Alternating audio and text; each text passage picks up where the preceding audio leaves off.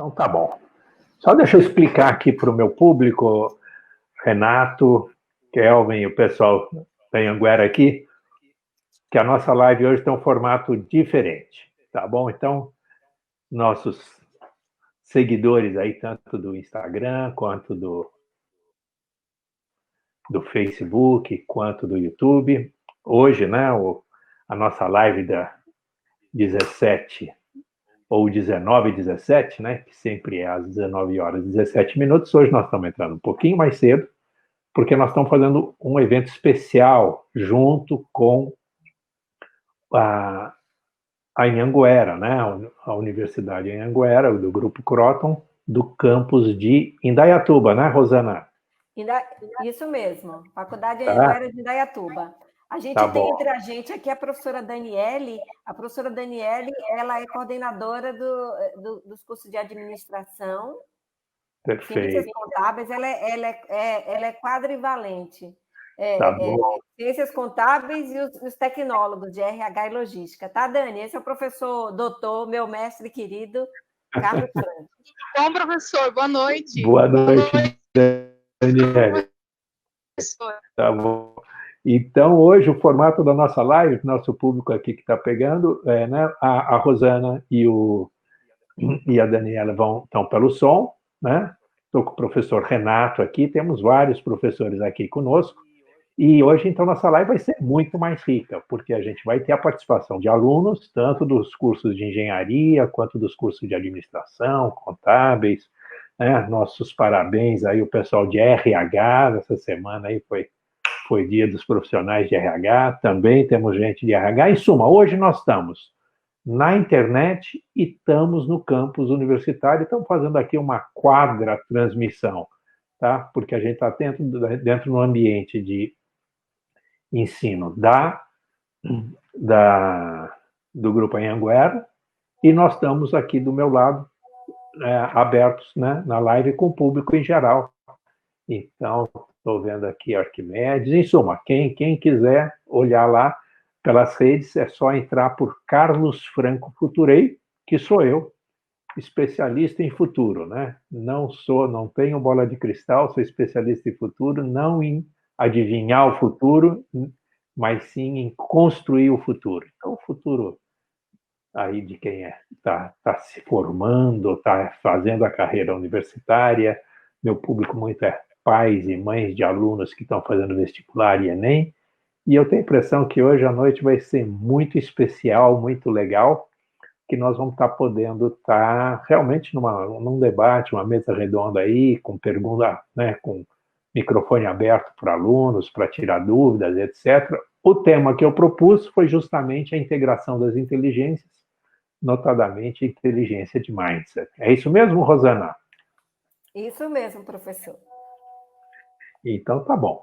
Então, acho que veja bem, a gente já são 19h08, mas parece que tecnicamente está tudo certo, parece que está tudo funcionando, né? E eu acho que mais 2 minutos aqui a gente efetivamente começa, e o pessoal que for chegando para a minha live, já tem gente que já está chegando, né?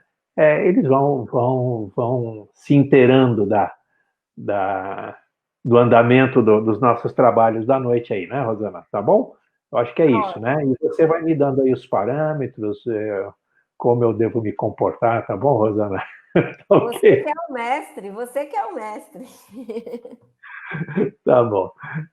Só me fala um pouquinho em termos de duração. Normalmente essa aula, mais ou menos com que tempo que a gente vai explorar a nossa noite de sexta-feira?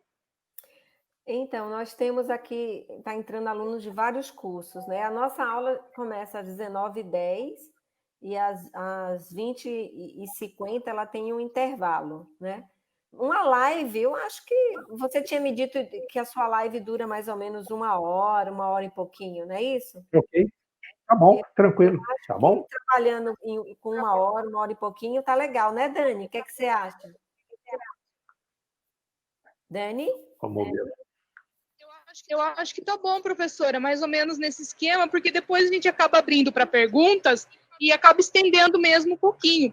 Tranquilo. Eu acredito que se o professor conseguir ficar entre 1 hora, 1h15, 1h20. Perfeito. Depois acaba gerando um debate, né? Tá bom. E estende um pouquinho o horário.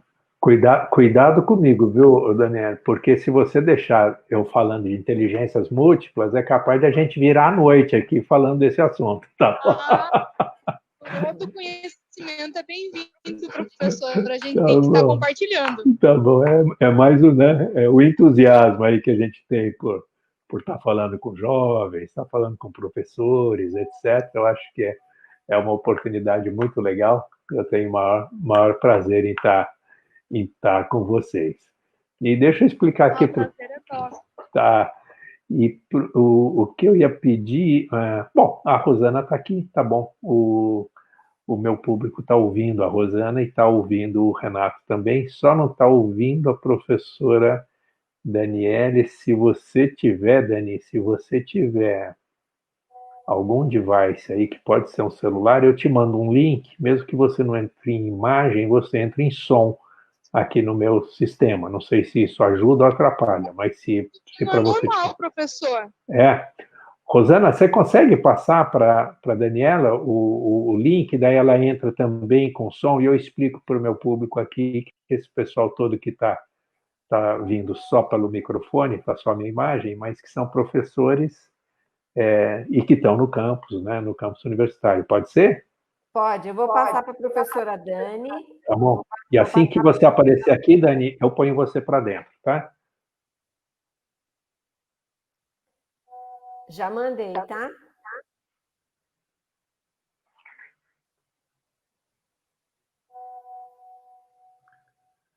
Legal. Então vamos fazer isso. A gente só deixa a Dani entrar e a gente daí sim, som na caixa, né, Rosane? Tá bom? 19h11 e daí a gente efetivamente dá seguimento, tá bom? Meu pessoal do Instagram, eu ia sugerir, pessoal do Instagram, vocês não vão estar ouvindo todos os outros professores que estão conosco. Então, eu ia sugerir aqui, tanto para o Arquimedes, quanto para a Isabel, e à medida que for entrando mais gente, eu vou pedir para o Bruno, se ele pudesse postar no Instagram, para o pessoal ir para o YouTube, tá? Porque daí eles pegam o som de todo mundo. Pode ser? Bruno, você põe aí, por favor, um post. Hein, Bruno, você pode postar para mim no Instagram, sugerindo que o pessoal vá para aqui, Fábio Verde. Seja bem-vindo, Fábio. Estou convidando vocês a irem para o YouTube, porque hoje eu estou no campus universitário com uma série de professores aqui da Anhanguera, do campus de Indaiatuba, e a gente vai fazer um debate muito interessante sobre a integração das inteligências. E o pessoal que está no Instagram não consegue pegar o som deles. Então, se vocês puderem... Bruno, se você puder postar aí, sugerir todo mundo que entrar, então, e para o YouTube. Tá? E lá para o YouTube, né? Carlos Franco Futurei, né, no YouTube, que daí vai ficar possível. Marinês, que acabou de entrar também. Marinês, vamos para o YouTube que você... pronto. E daí a gente dá seguimento. Pronto, só deixa eu ver aqui, Renato, tá? Vou fazer o anúncio lá do YouTube. Tá, obrigado. Tá, só tá faltando aqui. Bom, o pessoal está se movendo, tá? O pessoal tá se movendo do Insta para o YouTube. Tá? Acho que já estamos a postos. Eu só estou esperando aparecer aqui a professora Daniela para a gente estar efetivamente começando. Recebeu aí, Dani? Deve ter caído a internet dela, porque ela caiu aqui. Bom, vamos fazer o seguinte, a gente faz o seguinte, então, Rosana, vamos começar, e a hora que ela entrar, eu Eu ponho ela dentro do ambiente e está tudo tranquilo. Quer dizer, ela já está dentro do ambiente da Anhanguera, né? Então ela entra no outro ambiente nosso aqui, tá? Eu ia ver se o Renato... Bom, tudo bem, a hora que o Renato for interagir, fazer pergunta, etc., ele abre o microfone dele. Tá bom, ele está me ouvindo, tá tranquilo. Tá bom. Então vamos lá, Rosana. Você abre a nossa noite ou já seguimos? Em primeiro lugar, tem que falar alguma coisa, né? Porque, como dizem meus alunos, tem que ser Rosana sendo Rosana.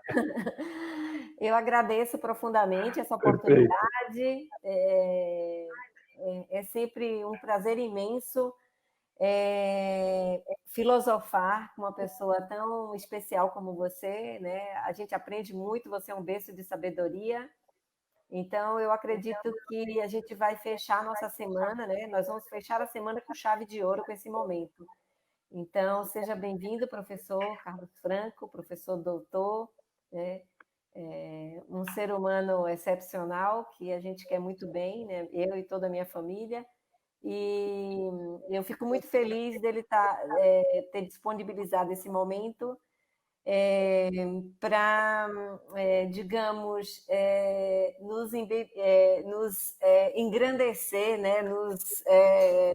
Faltam até palavras, mas nos fazer mais cultos, nos tornar mais pessoas mais com visões futurísticas, né? Pessoas que possam... porque desde que eu te conheço, você sempre está um passo à frente. Então, eu diria que você está fora da casinha, né? Você está sempre acima da casinha. Então, é um prazer imenso ter a oportunidade de compartilhar esse momento com você e com os nossos alunos da Faculdade Anhanguera de Indaiatuba. Muito bom. Rosana, é uma honra, né? E a primeira vez que a gente faz nesse formato, né? É comum vocês me convidarem e eu, com muita honra, visito aí o campus de Indaiatuba, como a gente visita outros campos, mas particularmente a gente visita o campus de Indaiatuba e muitas vezes, né, em algum evento aí da universidade, né, a gente participa. E hoje nós estamos fazendo isso de uma forma que eu acho que é fora da casinha, né, para os tempos que a gente vivia, e é totalmente dentro da casinha no que nós estamos chamando de novo normal, né? Só para a gente ter uma ideia, já que nós estamos falando da semana do RH, vocês viram aqui, o Bruno estava aqui comigo, que é meu videomaker, toda a minha parte de edição, toda a parte de mídia é o Bruno que faz. Até março, a gente trabalhava aqui, né? Na minha empresa, fisicamente aqui em Campinas, na Futurei. E por causa da pandemia, nós fomos para home office, né? O Bruno foi para o home office, hoje ele faz tudo home office. O Aldeir, que é meu analista de sistema, desenvolvimento de software, etc., também foi para home office. E essas são as duas pessoas mais ligadas a mim aqui, ao meu staff. E basicamente o que nós descobrimos é que, usando o Trello e outras ferramentas de produtividade, de controle, de edição, etc., depois de 2 meses, nós estamos muito mais eficientes e produtivos no home office. Hoje a nossa equipe já cresceu, nós já estamos em 5 pessoas. Entrou o Dagoberto, que a parte dele é estratégia de tráfego na internet. Você fala, onde que está o Dagoberto? O Dagoberto, eu não sei onde ele está, mas a princípio ele está lá no interior do Paraná, né? A Verusca também hoje está na nossa equipe. E onde é que a Verusca está? Ela está em algum lugar em Campinas. Então, basicamente o que nós concluímos, eu voltei para o escritório essa semana, né? Porque eu gosto aqui do meu escritório, tem minha biblioteca aqui, tem meus livros, e estou aqui, para mim, é quase que meu parque de diversões. E eu estou pertinho de casa, eu estou aqui a 800 metros de casa, então vir para o escritório e voltar é algo fácil e que eu gosto. Mas minha equipe não vai voltar. A gente já viu que minha equipe não volta mais para o escritório. Então, o novo normal meu a minha secretária está aqui, principalmente porque eu compartilho ela com a minha esposa, que é dentista, e a gente está no mesmo espaço físico. Mas o meu pessoal mais técnico, ninguém vai voltar para o escritório. A gente deve estar, o nosso novo normal já é dessa forma remota. A gente está incluindo umas ferramentas novas aí, e provavelmente eu vou ter computador remoto controlando os lives e assim por diante. E, enfim, né, eu acho que se você perguntar para mim se a pandemia me abalou, claro que abalou o nosso faturamento, o nosso fluxo de receitas, etc., abalou. Mas a pandemia me abalou principalmente na parte de infoproduto e de toda essa parte educacional, digital, ela me abalou para melhor. Nós estamos entrando aqui, segunda-feira, no que nós estamos chamando de talvez pós-quarentena, muito melhores do que quando a gente começou a pandemia. A gente está muito melhor, meio machucado, né? Porque a nossa receita foi afetada, mas à medida que a gente está indo para justamente crescendo a área de infoproduto no nosso mix de negócios, provavelmente a gente está semeando no presente para colheitas no futuro. Tá? E eu acho que é esse um desafio que talvez seja uma boa provocação aí para todos nós, inclusive todos os professores e coordenadores que estão aqui conosco. Porque eu até gostaria de ouvir um pouquinho de vocês, mas a impressão que eu tenho é que nós vamos ter também um novo normal na educação, que provavelmente cresce muito o uso de ferramentas de ensino à distância com mais recursos. Dá para ouvir vocês, Rosana, Renato, Dani? Alguém pode aproveitar e dar uma palhinha aqui? Professor, boa noite. Está me ouvindo bem? Boa noite. Estou te ouvindo perfeitamente. Então, eu concordo plenamente com o que o senhor falou. Primeiro, parabenizo o senhor por essa palestra. Muito bacana, muito interessante. O assunto é extremamente atual. E eu acho que esse assunto vai ser atual o resto das nossas vidas. Né? Nós temos que nos adaptar às mudanças que não são necessariamente causadas por nós mesmos, mas nós não podemos também brigar com essas mudanças. Elas são necessárias. Mas uma coisa que o senhor falou, o que eu acho muito importante, elas vieram para ficar. Nós melhoramos muito em qualidade e em capacidade em muito pouco prazo de tempo, mas o grande problema são os recursos. Muitos dos nossos alunos não têm uma boa internet, não têm um bom computador, não têm o hábito é zero, nós estamos criando esse hábito, mas uma coisa eu lhe digo, o rendimento foi muito maior. Numa sala de aula que eu dava uma aula comum, 30 slides, na aula virtual, nós passávamos de 60 slides. E com debate, usando ferramentas como o Google Analytics, o Google Form, usando ferramentas do próprio Blackboard, para avaliação em tempo real. Mas o grande sensacional, hein? É o recurso dos alunos. Nós mesmos tivemos que aumentar a nossa internet para 200 mega. E eu ainda acho que é pouco. Mas, infelizmente, os nossos alunos, nós temos alunos que nem computador possuem. Legal. E eu acho que isso é muito bacana, o que você colocou.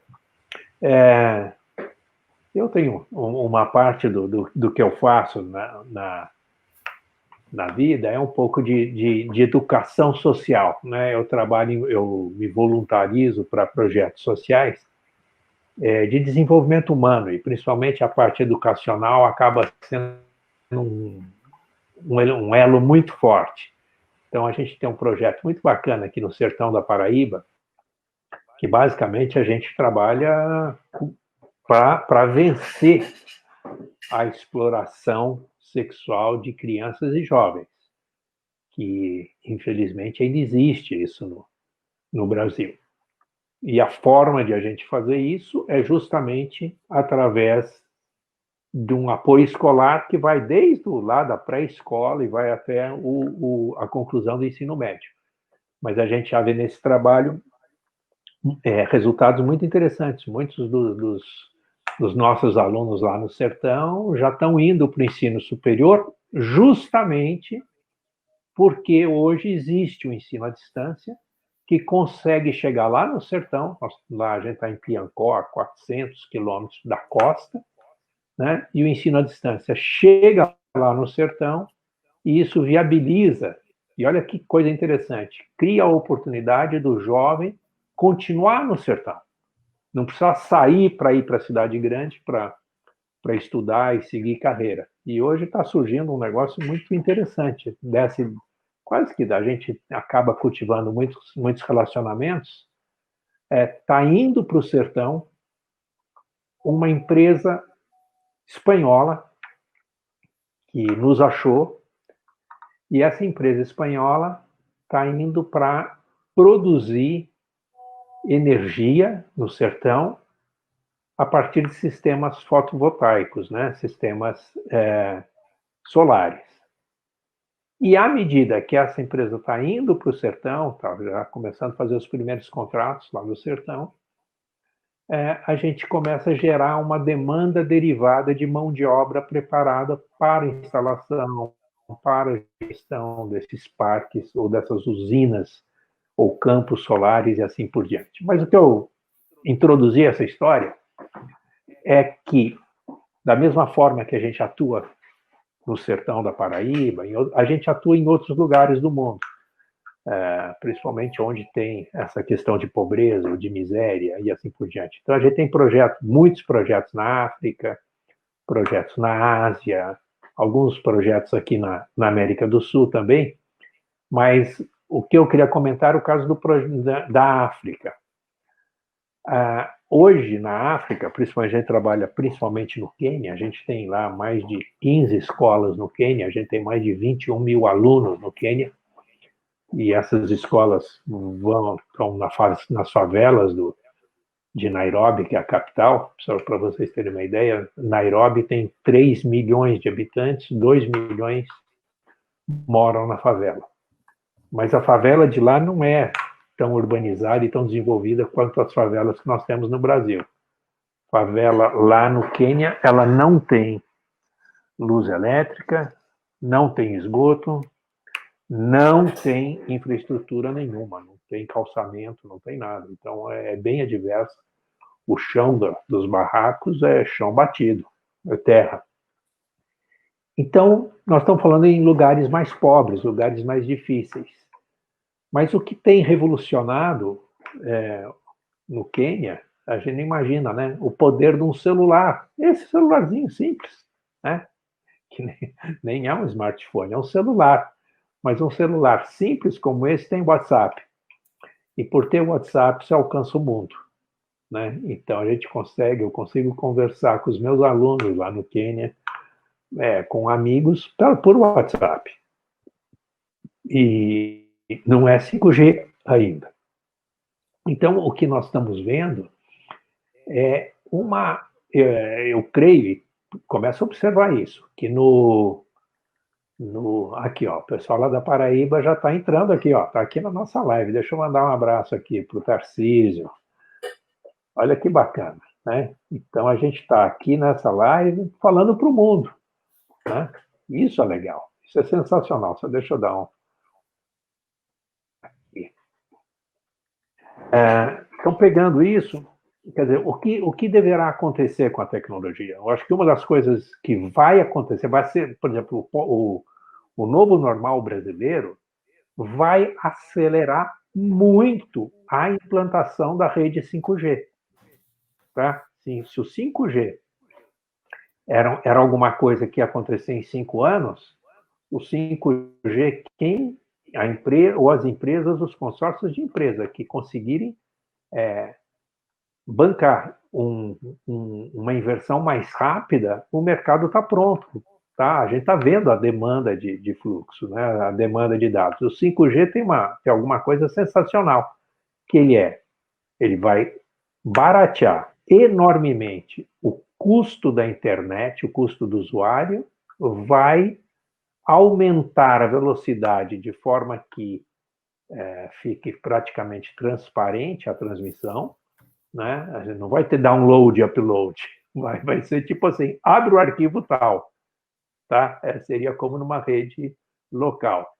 E isso é real no 5G, e a qualidade de transmissão também. Então, não é que é mais ou menos, já dá para dizer que uma das tendências que nós temos, aceleradas fortemente pela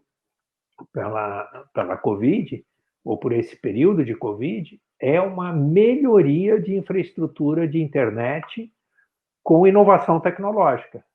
E a empresa que conseguiu oferecer isso a tempo, estrategicamente ela saiu na frente, ou sairá na frente, né? Já há um movimento aqui de começo de implantação de 5G no Brasil, mas ainda muito lento, né? Ou estava muito lento.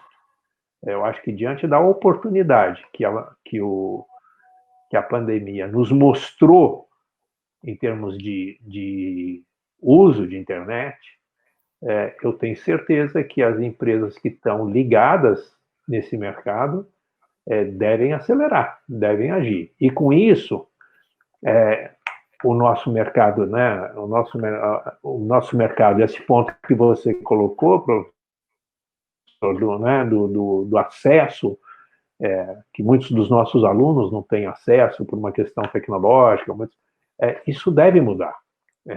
Isso deve mudar, sim. Quem conseguir oferecer essa tecnologia a baixo custo e baixo investimento, ganha um mercado de 200 milhões de usuários. Quem não quer? Não é verdade? Com certeza. Então, aí, Rosana, vocês que são das engenharias aí, ó, né, deixa eu cutucar aqui um outro aluno meu, que é o Jefferson. Jefferson foi aluno meu lá em Piancó. A gente fez design de futuro dele, mas o Jefferson hoje, ele cursa engenharia elétrica na Universidade Federal de Campina Grande. Nossa, que legal! E é esse pessoal aí, né? São esses jovens aí que tem que botar, né? Pegar o cabo da enxada deles aí, né, Rosana? Pegar realmente o empenho deles para acelerar esse processo, né? Para transformar isso em realidade. Sim, com certeza, professor. E essa ideia, quer dizer, as ameaças, né? Se a gente pegar como ameaça, né, que nós tivemos, né, a pandemia, essas mudanças e tudo mais que aparecem como ameaças, quem enxergar essas ameaças como desafios a serem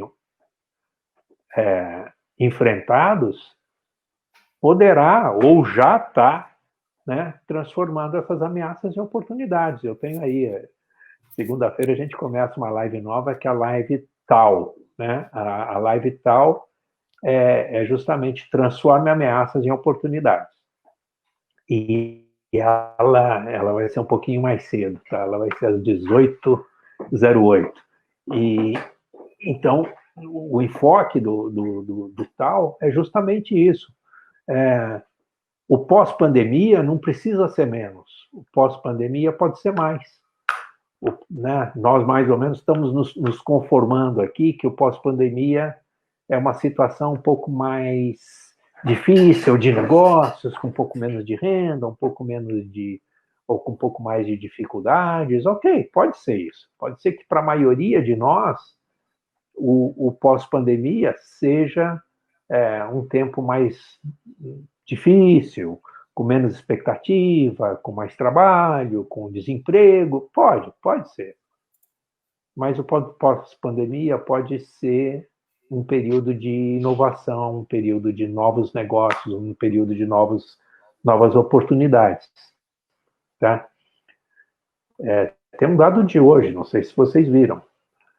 A primeira onda dos Estados Unidos, a Covid gerou 22 milhões de desempregados. Né? Essa semana, o pós-Covid gerou 2,5 milhões de novos empregos nos Estados Unidos, em uma semana. Né? Então, nós estamos vendo movimentos mais rápidos. As ações e reações estão acontecendo mais rapidamente. E esse é o tempo da internet. Esse é o tempo do 5G da internet. Esse é o tempo do novo normal. Então, se a gente seguir um pouquinho nessa linha, quer dizer, dá para a gente pensar, e já tem muita gente já reagindo, quer dizer, enquanto tem restaurantes fechando, né? Tem donos de restaurantes com uma visão empreendedora que estão transformando os seus negócios. Já tem um caso bacana aqui na região de Campinas, que um dono de restaurante, uma churrascaria famosa, primeiro, ele aproveitou, já que tinha que reformar o espaço físico, porque vai ser um terço só de ocupação, ele já entrou reformando. Mas além de entrar reformando, ele criou uma seção na churrascaria dele de venda de carnes. Como assim? Ele vai concorrer com ele mesmo? Ele vai concorrer com ele mesmo. Basicamente, ele vende a carne semi-pronta ou os cortes, né, de churrascos, e ele dá aula então ele está criando lives durante a semana para ele dar aula para os clientes dele a prepararem aquelas carnes ou aqueles pratos como são servidos no restaurante. Você fala, esse cara está dando um tiro no pé, porque ele está perdendo o cliente dele. Seria esse o raciocínio? Talvez num tempo antes da pandemia seria, né? Mas quando você fala, não, Rosana, né? Então, qual que é o tiro certo que esse empresário empreendedor está dando? Eu acho que a forte característica do ser humano é a característica de se adaptar, né? E a gente precisa se adaptar, e a gente precisa se adaptar com inovação. Então, ele está inovando. E eu enxergo da seguinte maneira, ele hoje... ele deu um upgrade, porque para ele ensinar, para ele preparar essas aulas, ele teve que parar um momento, ele teve que se estruturar, ele teve que planejar. Eu vejo a pandemia, eu tiro como professora. Como eu enxergo, como professora, como coordenadora, até meus alunos falam que eu estou muito mais perto deles do que antes, né? Olha que sensacional. Esse feedback você já tem dos seus alunos, Rosana? Já tenho de meus alunos. Eles até brincam que eu não atraso nas aulas. Não atraso para entrar na aula. Cadê o Valdir, que não está aqui? Ele vai entrar daqui a pouco, porque o Valdir só entra atrasado. Mas, assim, eles brincam comigo, né? Porque muitas vezes eu estava dando aula e aparecia um aluno na porta com um BO, com alguma coisa, porque a gente é coordenador, o aluno acaba misturando um pouco de coordenação com o professor, vira uma salada de frutas, né? Perfeito. E agora, não, eu estou aqui, eu estou para eles, né? Eu sou aquele momento que eu estou ali, eu estou um momento só com eles. E eu brinco com eles que eu nunca pensei que eu ia sentir falta da encheção de saco deles, de ver a carinha deles, entendeu? Mas eu enxergo da seguinte maneira, eu vejo o rendimento aumentou, algumas disciplinas, como, por exemplo, estatística, a gente pôde fazer trabalhos juntos, eu fui fazendo planilha em Excel junto com eles, então, assim, alguns alunos não sabiam o básico de Excel, eu não sou nenhuma expert em Excel, mas eu sou uma sobrevivente da Excel, mas eu me viro, né? E assim foi legal, a gente fez gráficos, e eles ficaram felizes. E talvez em sala de aula eu não conseguisse fazer dessa maneira, entendeu? Então eu enxergo, eu sinto que eu evoluí como professora. Olha que sensacional que você está colocando, Rosana. Por favor, segue lá. Eu digo, só concluindo, que no início foi muito difícil para mim, principalmente porque eu sou uma pessoa muito melequenta, né, que diz na minha terra. Eu sou carinhosa, eu gosto de abraçar, Sinestésica, tá. eu gosto do contato físico. Então, Ok. o fato de não ter esse contato físico, né, tanto que eu chamo todo mundo de coisa linda, né? Então, assim, para mim foi muito difícil, né? Então, na sala de aula, no início, a impressão, quando eu não estava vendo o rostinho dos alunos, então eu sentia como se eu estivesse falando sozinha. Então, era esquisito. Aí eu ficava ouvindo, vocês estão comigo? Vocês estão ouvindo? E tem um lead time, né? O microfone fica no mudo deles, até abrir o mudo eles me responderem, eu já infartei, porque eu sou ansiosa. Então, depois eu fui acostumando, e aí eu vejo muito legal. Tem um aluno, ele não está aqui, mas a filha dele assiste todas as aulas. Olha que E sensacional. aí ela disse que a aula que ela mais gosta é a minha, então eu me senti maravilhada, né? E aí ela fez desenho para mim, ele manda a foto dela para mim. Então, assim, ela manda áudio para mim. Eu brinco que ela vai ser engenheira, que ela vai vir estudar na Anhanguera com a gente. Então, essas coisas eu acho que é o lado positivo da pandemia. A pandemia aproximou a gente até da família. Na verdade, ela colocou a gente dentro da casa do aluno. Então, em vez de distanciar, se você souber aproveitar, fez um efeito rebote, você ficou mais perto ainda. Então, eu brinco, né? Se o aluno achou que estava livre de mim, piorou, que agora eu estou dentro da casa dele. Então eu vejo isso como positivo, né? É lógico que tem a questão do estresse, tem a questão que você tem que aprender a lidar com a ansiedade, tem as preocupações do amanhã, como vai ser, né? A questão de emprego. Aí quando você vê alguns alunos que estão com carga horária reduzida, né? E salário reduzido, você se preocupa, outros que perderam emprego, você se preocupa porque, na verdade, a gente acaba apadrinhando os alunos, né? Eu brinco com eles que eu não tenho idade de ser mãe deles, pior que tenho. Mas eles são meus filhos, assim, de coração, eu brinco. Então, eu vejo como tudo uma questão de evolução. E na minha terra, as pessoas sempre falam assim, que o que não mata, fortalece. Então, eu acho que a pandemia fortaleceu as relações, se as pessoas souberam aproveitar, é óbvio. Também, se uma relação é ruim, isso também pode fortalecer também a coisa, né? Mas com os meus alunos, eu sou feliz por ter eles na minha vida, por compartilhar as noites com eles, entendeu? E eu espero que eles sejam felizes nas minhas aulas. Tá bom. Inclusive o microfone está aberto. Só completando, professora. Por favor. Eu acredito que depois da pandemia nós vamos voltar realmente pessoas diferentes, porque eu imagino, eu nunca senti tanta falta do contato humano quanto eu sinto hoje.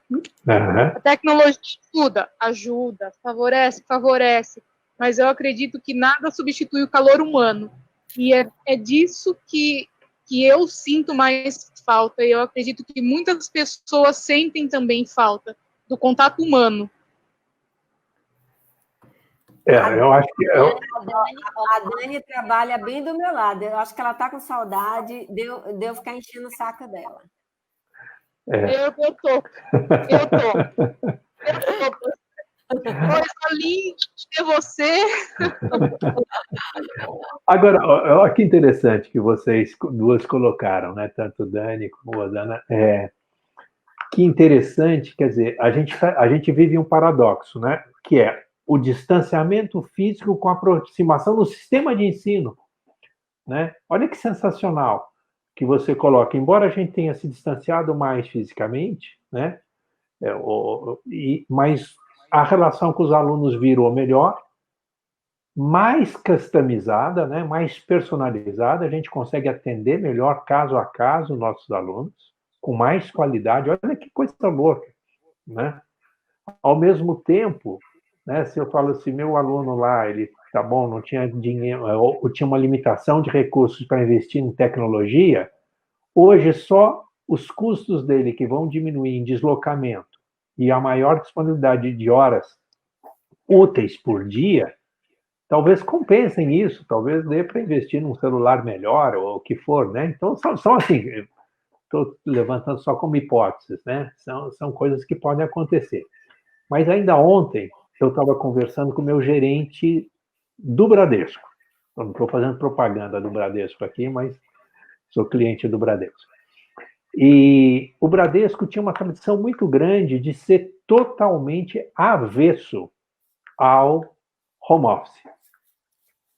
E até o começo da pandemia, inclusive, né, meu gerente estava lá na agência, mesmo que fosse Prime, estava lá todo dia. E no meio da pandemia, o Bradesco descobriu que dá para fazer home office com eficiência e sem perder a característica dele.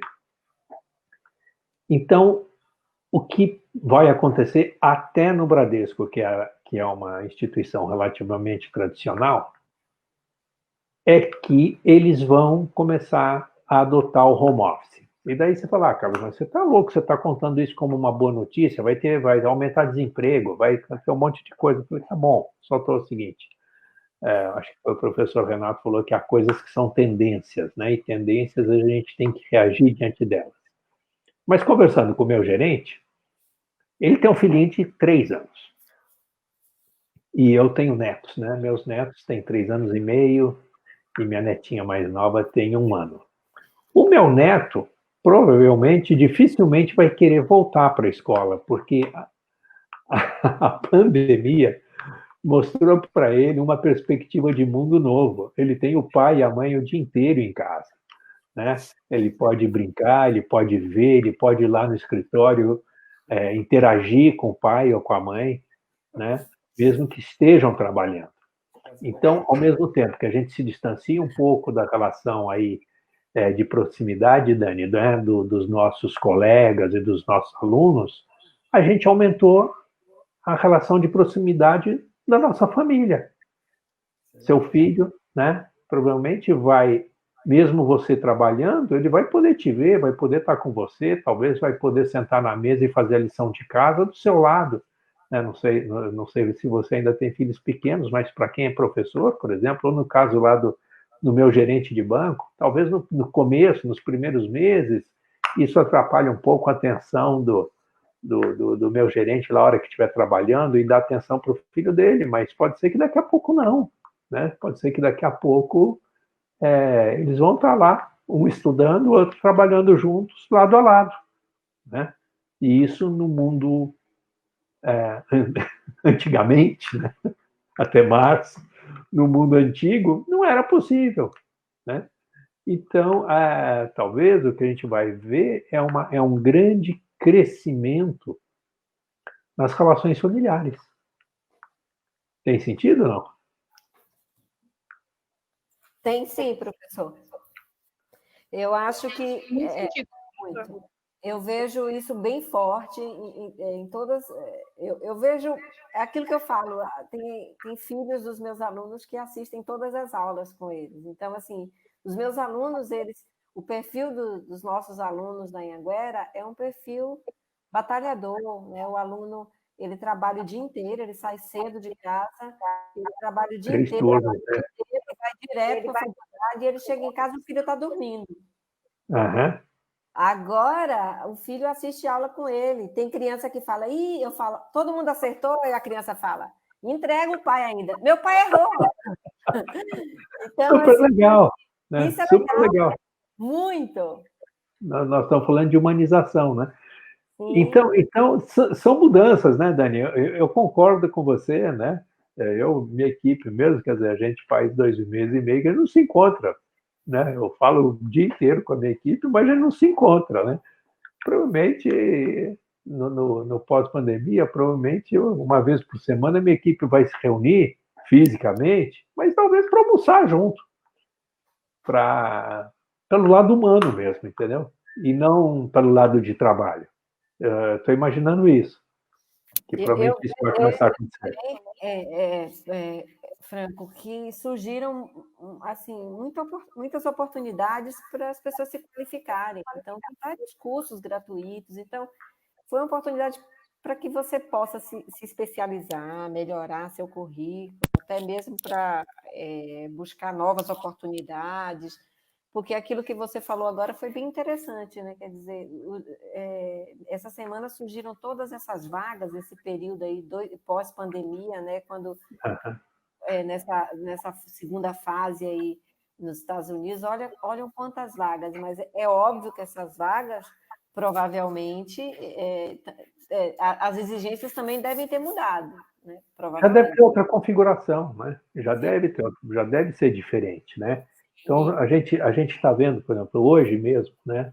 Vamos pegar aqui Brasil, está acontecendo umas coisas muito interessantes.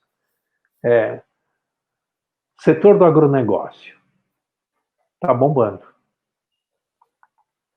Setor de distribuição de alimentos cresceu. Indústria farmacêutica cresceu.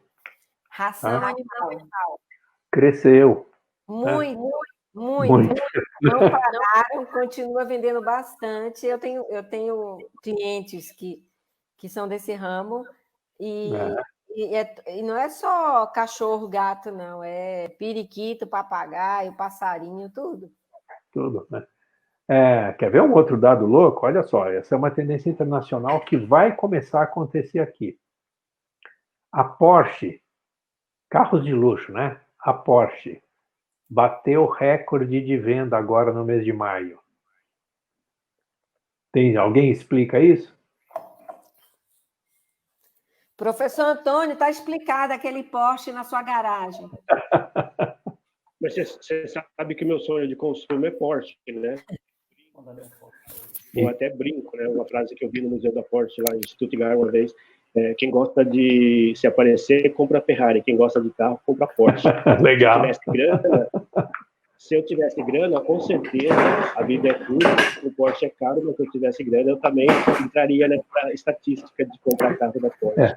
Mas olha que interessante. Então, a tendência que já está aparecendo, né, é a seguinte: a consciência de que a vida é frágil aumentou muito diante da pandemia. E diante da consciência que a vida é frágil, por que eu não posso comprar um Porsche? Tá? Então é mais ou menos isso. Uma das tendências muito fortes que já começou a aparecer, a Porsche é só a ponta do iceberg, é o seguinte: bens de luxo vão ter demanda muito maior. Louco? Louco, exatamente isso. A gente não sabe quantos anos eu vou viver. Por que eu vou postergar a compra da minha Porsche, da minha Mercedes? Deixa eu comprar agora, né? Tem uma música lá, acho que tem uma música que outro dia, na pandemia, eu nunca tinha prestado atenção na letra dessa música, mas a música diz assim: eu vou te beijar agora, I wanna kiss you now, né? Ela fala, I wanna kiss you, o refrão dela é I wanna kiss you now, quero te beijar agora. E daí ele fala exatamente isso: olha, eu não sei quem vai te amar no futuro, então deixa eu te beijar agora, que agora eu te amo, né? Mas é um pouco isso, entendeu? A consciência de que a vida é frágil, a consciência de que a gente é dependente, que a gente não tem controle sobre tudo na vida, né? Essa falsa segurança que a gente tem, o que a gente tinha, né? Ela ficou muito mais consciente de que, e hoje eu vou falar até um pouquinho de mais, quando a gente entrar mais nesse assunto da inteligência de mindset, a consciência de que você pertence a um universo e que as variáveis sobre as quais você não tem controle são muito maiores do que as que você tem controle, e de que o universo funciona de uma forma muito interessante, e nós vamos falar mais disso, mas é que a ideia de ciclo de vida, a ideia de plantar e colher, etc., talvez tenha sentido, Antônio, se você não quiser comprar a Porsche zero, talvez comprar uma Porsche usada, talvez comprar uma réplica de Porsche, ou talvez, por que não? Então vamos visitar de novo o Museu da Porsche, né? Quando abrirem as viagens internacionais, talvez viver o hoje, né? Não como consumismo, Mas viver mais a vida, viver mais em família, viver mais com as pessoas que você gosta ou que você ama, talvez tenha mais sentido. Isso já começa a aparecer. Pode dar uma gugada aí, não é só eu que estou dizendo isso, tá? Ricardo Amorim está dizendo isso, a Economist está dizendo isso, já aparecem algumas tendências. E as principais tendências envolvem, uma dessas é a consciência da fragilidade da vida, a outra é muito forte o aspecto educacional, e daí o aspecto educacional ele vai muito além do ensino formal, muito além do campus universitário, né? Quando eu conto essa história da churrascaria que está ensinando, né? Então, eu estou falando de conhecimento, ela está ensinando os seus clientes a fazerem churrasco, né? E aí, talvez o mindset, né? A filosofia dela falou, olha, entre perder cliente e ganhar menos, mas para manter um cliente, mesmo que não seja aqui, mas seja ele comprando a carne e fazer na casa dele e eu ensinar a receita para ele, eu, né, como empresário, como empreendedor, né, a cabeça desse empresário, o que ele está fazendo? Ele está aumentando a relação de fidelidade, não do cliente para a empresa, mas sim aumentando a relação de fidelidade da empresa para com o cliente. Quer dizer, ao adaptar a empresa para um novo tempo que continua servindo o cliente, mesmo que seja com menos lucro, mesmo que seja num outro formato, ele continua mantendo a disposição dele de servir o cliente, inclusive tentar servi-lo melhor. Para isso, ele teve que se reinventar. E se reinventou, né?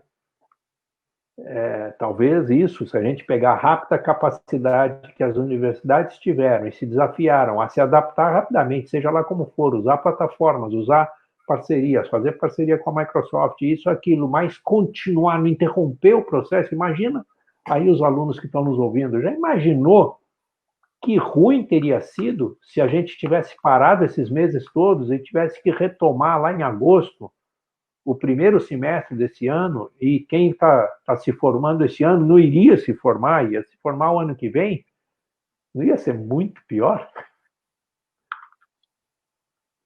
Tá? Então você vê, a gente viu uma capacidade, a gente nem tomou consciência disso, mas a gente viu uma capacidade de adaptação das universidades e dos professores também. Aqui eu aplaudo aí todos vocês, porque os professores usaram o seu computador, sua rede pessoal, dobrou a velocidade da sua rede em casa, para quê? Para fazer isso funcionar, porque a gente é parte de um sistema. Quem vai pagar essa conta? Não sei, mas a gente sobreviveu, a gente fez, a gente entregou. Nós estamos aqui numa sexta-feira, 8 horas da noite, numa live, né, com professores, alunos e assim por diante, né? E estamos aqui aprendendo, né? Eu gosto muito dessa, para mim virou mais do que uma frase, virou um princípio, né? É muito legal aprender ensinando, né? E ensinar aprendendo, né? Aqui, muito mais do que professor e aluno, a gente é gente que está querendo crescer em conhecimento e trocar experiências, né? E eu ouvi de vocês aí do campus universitário as experiências que vocês estão tendo, como a Dani e a Rosana acabaram de colocar aqui, né? Que experiência real de se aproximar mais dos alunos e assim por diante é sensacional. Deixa eu dar uma boa noite aqui para o Paulo Carvalho. Paulo Carvalho, preciso convidar você para uma live, Paulo. Paulo Carvalho é um amigo nosso, contador internacional aí, da área de ciências contábeis. A Dani é coordenadora de ciências contábeis também, Dani? Está dentro da sua área? Dani? Tá sim, professor. Então tá bom. Também. Então, olha aí, uma profissão também que também, com tudo isso, né, com grande crescimento da importância de ciências contábeis. Legal, gente. Vamos começar a falar de inteligências, Rosana? Vamos. Já está na hora. Vamos lá. Quem me ajuda a definir que história é essa de inteligência de mindset, de inteligência emocional, inteligências múltiplas? Dá para a gente dizer, pelo menos para a gente começar aqui a criar aí um ponto de entrada, Dá para gente definir o que é inteligência? Não. Alguém me ajuda? O que é inteligência? Está aberto para os alunos, inclusive. Vai, quem me ajuda aí? O que é inteligência? Na verdade, eu quero que os alunos participem. Vamos lá. Vamos começar então, professor? Opa! Bem, nós temos vários conceitos de inteligência. Uma delas é bem simples, a capacidade de resolver problemas. Legal. Eu gosto de definições simples que eu acho que dá para a gente construir em cima. Capacidade de resolver problemas, né? Se alguém aqui não ouviu, o professor Renato está nos dizendo que inteligência é a capacidade de resolver problemas. Legal. Alguém quer acrescentar aí? Eu costumo achar assim, professor, que quem é inteligente também é, por exemplo, muitas vezes ele ouve a vida inteira um determinado ponto de vista, ou seja, um modelo que ele segue dentro da empresa, que ele está acostumado a gerir daquela forma, mas ele se vê no momento, em situações, às vezes, de mudança, e ele tem que se adaptar a essas mudanças. Então, eu considero também inteligência quem consegue adaptar essas mudanças e se transformar também como ser humano e agregar valor também como ser humano, né? Tanto profissional quanto pessoal. Legal. Então vamos ver. Ó, tanto a professora Daniela quanto o Renato estão falando o seguinte: ó, tem alguma coisa acontecendo, alguma ação que gera reação, né? Um problema que surgiu, resolveu o problema, uma pressão de mudança e a resposta, me adaptar a essas condições. E se a gente pegar o Covid, a pandemia é um bom exemplo para a gente, né? Aconteceu tudo isso aí, né? A capacidade de se recriar, de se desafiar, de fazer, de criar. Se a gente pegar pela abordagem do Renato, quer dizer, se isso é um problema, como é que supera esse problema? Isso seria mudança, né, Dani? Eu vou te chamar por Dani, se eu não sei, ou chamar de professora Dani. Deixa de ser uma mudança, porque a gente tem que se adaptar, muitas vezes, a situações que não estávamos acostumados no dia a dia e que a gente teve que passar a dominar. Legal.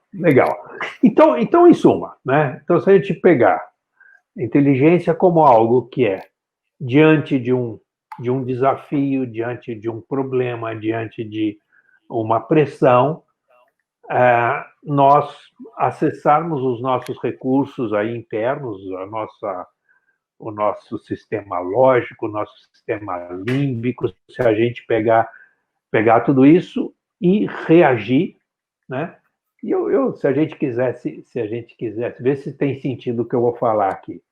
Essa reação conforme uma função objetiva, o pessoal da engenharia, quer dizer, em função do que eu quero, né? Mudar simplesmente para mudar, pode ser que não seja inteligente, né? Talvez inteligente seja, eu consigo mudar me movendo para a direção que eu quero. Isso talvez seja um nível maior de inteligência. Pode ser? Sim, com certeza, nesse sentido mesmo. Tá. É um nível maior de inteligência. Tá, só deixa eu aqui, ó, deixa eu reabrir a minha transmissão aqui da live no Instagram, porque ela, depois de 1 hora, ela cai, tá bom? Então, só espera um segundo, eu preciso de 2 segundinhos aqui para reabrir minha live do Instagram. Opa!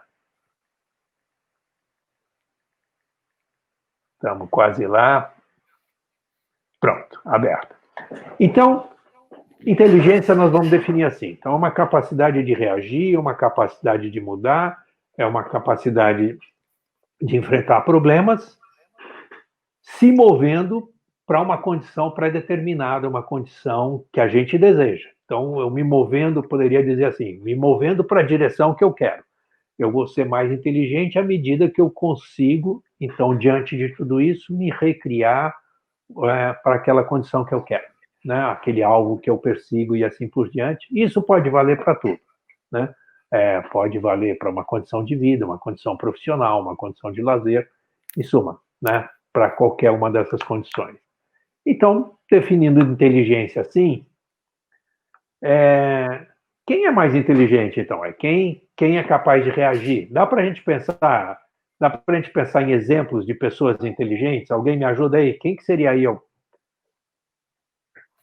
Se eu perguntar para vocês, o Beethoven, que fez a Nona Sinfonia lá, ele é inteligente? Vamos, gente, não briguem para falar. Sim, né? Bom, posso responder? Eu sou professora, não sou aluna, mas... a gente pode citar Steve Jobs. Eu considero também pessoas inteligentes que são, por exemplo, visionárias. Que conseguem enxergar uma necessidade futura e conseguem implementar isso. Tá. Steve Jobs, da Apple, inteligente. Steve Jobs também é inteligente, né? Tá. O Beethoven é inteligente ou não? Não, eu acredito que sim, né? Tá. Dentro da área musical, o Beethoven é inteligente. Até hoje, né? Referência. É uma referência, né? Musical. Tá. Se a gente fosse para a área... Mas qual a diferença entre pessoas inteligentes e pessoas geniais? Opa, gostei. Quem fez essa pergunta? Que só me ajuda lá. Daniele. A Daniele? Tá bom. Eu, Daniele. Você só mudou a voz, Daniele? Tá bom. Eu estava falando antes, era a professora Andressa. Então tá bom. Desculpa, Andressa, eu não tinha percebido. Eu achei que era a Daniele. Tá bom. Acho que essa... Quem é inteligente? Por exemplo, o Walt Disney. O Walt Disney, ele é inteligente? Era inteligente? É genial ou não? Vamos lá, Dani, você me ajuda lá. Ou Andressa, quem quiser responder. Vamos botar uma graduação aqui. É um conjunto. Eu acho que o inteligente e o genial, eles andam lado a lado. Ok. Tá. Talvez vamos pegar mais alguns exemplos lá, vai. Na área da literatura, dá para a gente falar em alguém muito inteligente?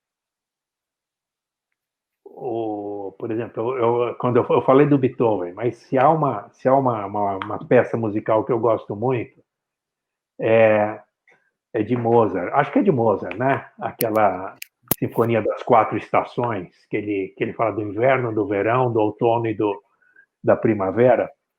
E você vai ouvindo aquela sinfonia, né? Você sente, você vê a primavera, você vê né? Eu ouço aquela música e falo, pô, isso é primavera, né?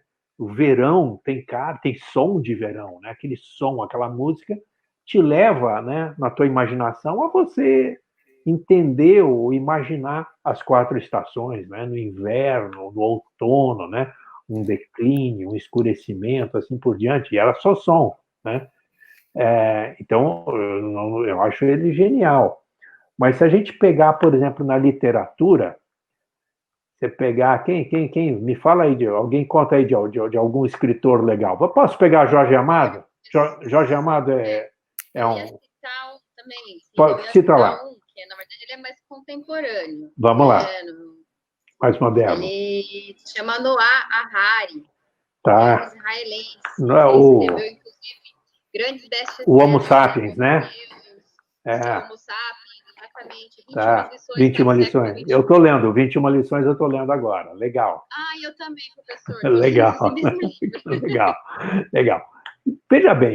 Veja se tem sentido. Quando a gente pega, por exemplo, um escritor, por que o Harari é best-seller? Por que ele vende tanto? Né? Por que lê um livro, coincidentemente, tanto eu quanto a professora Andressa ou Dani, que está lendo? Andressa. Por que tanto a Andressa quanto eu estamos lendo o mesmo livro e estamos achando legal? Né? Ele fala de tendências, ele fala de futuro, e o legal é que ele escreveu esse livro há 2 anos atrás. Ele não falava sobre a Covid, mas a Covid está no livro dele, né? Olha que legal. Porque... Olha como a pessoa é inteligente. Né? Inteligente, né? Agora, você vê, qual é a inteligência do Harari? Ele está falando de questões humanas, de questões contemporâneas, né? Ele quase que estava falando de futuro de uma forma realística, ele estava falando de tendências, do que vai acontecer, do que está acontecendo, né? Ele tem ele junta informação com uma criatividade, com uma, digamos, assertividade no sentido de criar possibilidades, mas também de enxergar coisas que têm uma realibilidade, né?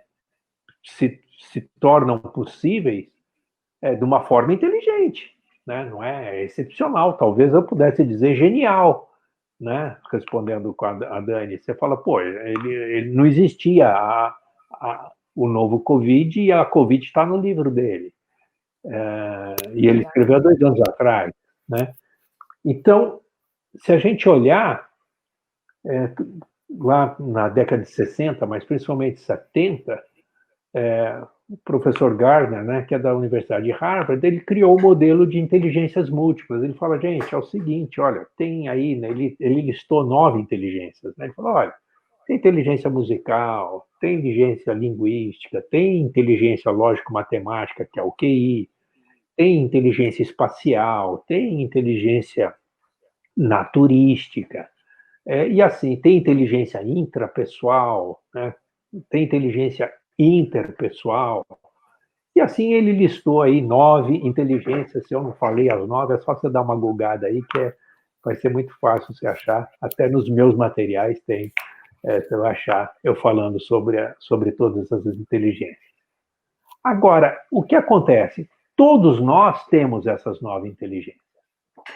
Todos nós temos, né? Eu gosto de citar o Van Gogh, né? Poxa, tem um museu hoje só de Van Gogh em Amsterdã, um museu inteiro de Van Gogh, com quadros de Van Gogh, todos sensacionais, né? Ele expressava pela arte, né, pela pintura, um sentimento humano, né? Um sentimento, ele conseguia passar para a gente através da arte, através da pintura, alguma coisa que você se emociona ao ver aquilo, você sente, né? O pulsar do seu coração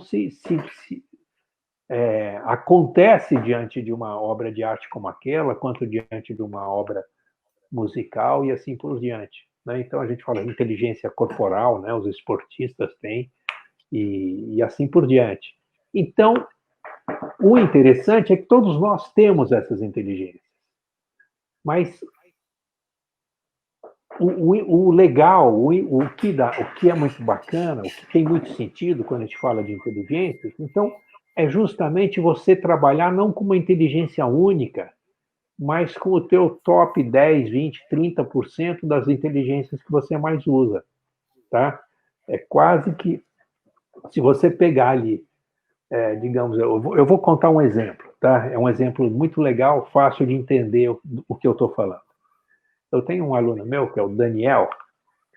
O Daniel sempre foi um geninho da matemática. Sempre ganhou, sabe, essas Olimpíadas de matemática, medalha de matemática. Ele sempre foi feríssimo em matemática, daí também era muito fera. Muito fera em jogar xadrez também, porque aciona o mesmo tipo de raciocínio lógico, né? E o Daniel, então, era claro que Daniel vai ser engenheiro, o negócio dele é ser engenheiro. E ele queria ser engenheiro químico. Aí sim, hein? Mas olha que legal, eu comecei, quando eu fiz o mapeamento de inteligência do Daniel, e peguei um pouco mapeei, né, um pouco do perfil de comportamento dele, nós descobrimos, né, conversando com o Daniel não tinha essa consciência que, além da inteligência lógico que ele tinha, né, intelectual lógica, ele tinha e tem uma inteligência interpessoal alta. Então, ele tem uma facilidade grande de se relacionar com o outro, de entender o outro, tá? Então, você fala, pô, mas lógico, matemática com interpessoal não combina. Olha só como essa combinação, no caso do Daniel, deu resultados sensacionais. Essa parte interpessoal do Daniel fez com que ele se desenvolvesse muito como aluno, estudando com os colegas, ensinando para os colegas aquela matéria. Tem sentido? Sim. Então, o fato de ele se comunicar bem deu a ele uma habilidade, vou pôr entre aspas aqui, professoral, né? Ele conseguia, exatamente por saber se comunicar bem, por ter facilidade de se relacionar com as pessoas, ele conseguia, então, usar essa inteligência lógico-matemática dele, ensinando os colegas dele. E isso fez com que ele se desenvolvesse nessa área, ou nessa habilidade de ensinar. E claro que a gente sabe que ensinando é uma das melhores formas de você fixar conhecimento, de aprender. E daí ele se destacou ainda mais como um aluno excelente. Só que teve uma outra consequência muito interessante, a inter-relação, a ligação dessas duas inteligências dele. Ele virou um campeão em redação. Como assim? O que matemática tem a ver com redação? Tem a ver, professora? Organização de pensamento, né? A matemática ajuda você nesse sentido. Então, exatamente isso, Rosana. Então, redação. Redação, você recebe um tema para fazer uma redação, né? Então, você tem que adequar a sua redação ao tema proposto. E qualquer redação, para ser bem avaliada, ela tem que ter uma introdução, um argumento e uma conclusão.